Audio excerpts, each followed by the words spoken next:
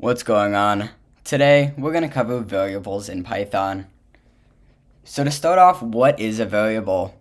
Well, a variable is a way of storing data inside some sort of text. So let's start by creating my variable.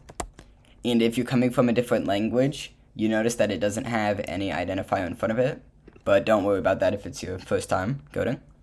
So now we add the assignment operator and our value.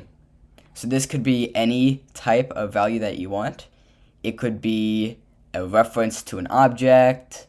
It could be a string. It could be a double. In this case, let's just use an int or an integer. So let's use 17. So now you can see we can go ahead and we can print out my variable. And what printing does is it displays it here on this console. And we'll get to that in a later video. So now if we run variables, you can see we get 17. So what if we want to change this?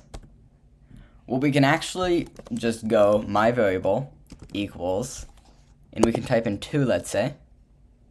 And now if we run this, you can see we get 2, so it changes. I hope you learned something from today's video, and I'll see you in the next one. Later.